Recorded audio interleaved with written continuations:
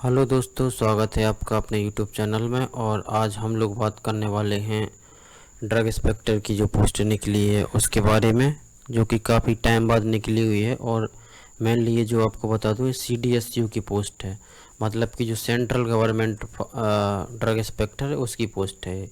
तो इसमें जो मेन चीज़ है वो है मेडिकल डिवाइस। ठीक है, मेडिकल डिवाइस में है जो ड्रग इंस्पेक्टर उसके लिए, ये ड्रग एंड कॉस्मेटिक में नहीं है। जो ड्रग एंड कॉस्मेटिक होती है वो वाली नहीं है, ये मेडिकल डिवाइस की। टोटल कितनी वैकेंसी निकली हुई हैं? 20 वैकेंसी हैं। तो रिजर्वेशन कैटेगरी कैसा है कि यहाँ रिजर्व में 7 हैं, EWS 3, OBC 5, SC में 3, ST में 2 और 2 PWD में।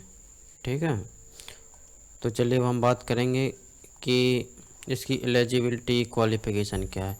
तो सबसे अच्छी बात इस बार ये है कि हमें थैंक्स कहना चाहिए जो हमारे ड्रग कंट्रोलर हैं उनके लिए, कि इस बार उन्होंने जो बी फार्मा की डिग्री है इसमें एलिजिबिलिटी दी है बी फार्मा के लिए। क्योंकि जो पिछली बार जो 2018 में वैकेंसी निकली थी medical device officer drug inspector की, तो उसमें केवल इंजीनियरिंग वालों को ही लिया गया था और उन्हीं के लिए ये फॉर्म डालने के लिए मिला था, ना कि बी फार्मा वालों के लिए। तो इस बार अच्छी चीज़ ये है कि बी फार्मा वाले ये फॉर्म डाल सकते हैं। ये है बाकी आपका कि इसमें आपकी ड्यूटीज़ क्या क्या रहेगी, मेडिकल डिवाइस जो ड्रग इंस्पेक्टर रहेगा उसकी क्या क्या ड्यूटीज़ हैं।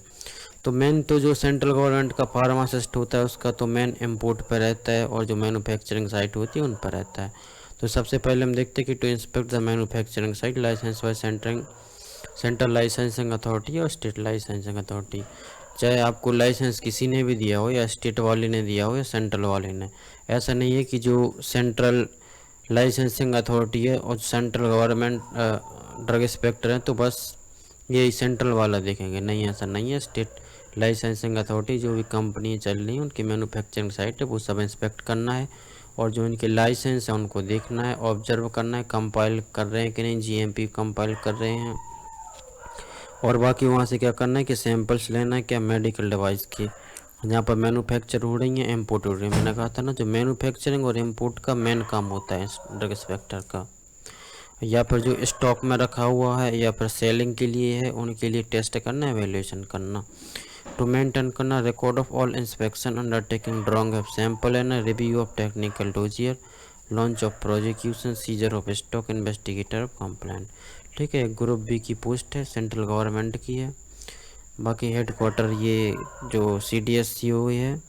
बाकी एक चीज़ है इसकी कि आप ऑल इंडिया में पोस्टेड होते रहेंगे, इसमें ये नहीं है कि एक जगह हो गए तो हो गया, ऐसा नहीं है।